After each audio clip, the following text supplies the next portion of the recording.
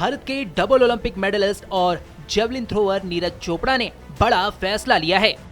दरअसल नीरज चोपड़ा अभी तक जर्मन कोच क्लॉस बार्टोनिएट्स के साथ काम कर रहे थे, लेकिन क्लॉस ने हाल ही में कोचिंग से संन्यास ले लिया है। ऐसे में अब नीरज चोपड़ा ने अपने नए कोच के नाम का ऐलान कर दिया है।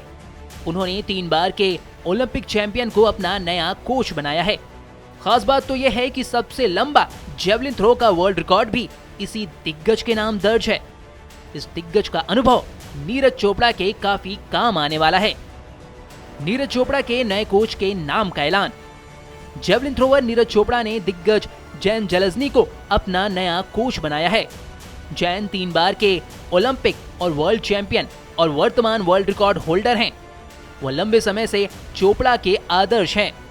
1992, 1996 और 2000 के ओलंपिक खेलों के वह गोल्ड मेडल विजेता हैं और उनके पास सभी समय के टॉप 10 बेस्ट थ्रो में से 5 हैं।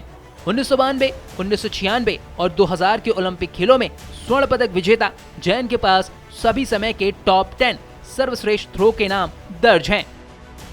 नीरज चोपड़ा ने टोक्यो 2022 ओलंपिक में गोल्ड मेडल जीता था।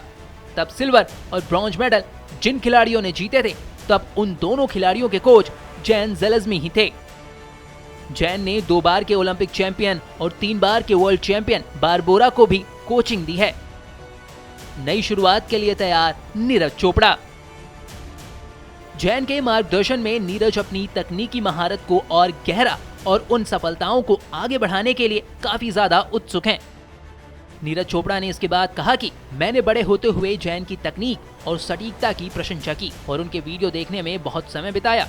वो इतने सालों तक खेल में बेस्ट थे और मेरा मानना है कि उनके साथ काम करना अमूल्य होगा, क्योंकि हमारी थ्रो फेंकने की शैली समान है और उनका ज्ञान बेजोड़ है।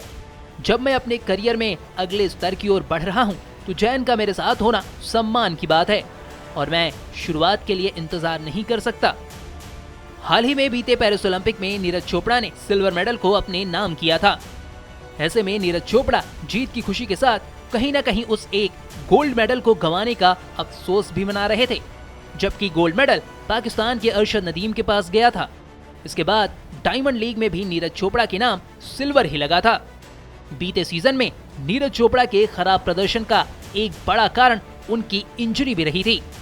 अब नीरज चोपड़ा ने इंजरी के बाद सर्जरी करवा ली है और इन दिनों वह इंजरी से वापसी और अगले सीजन की तैयारी कर रहे हैं।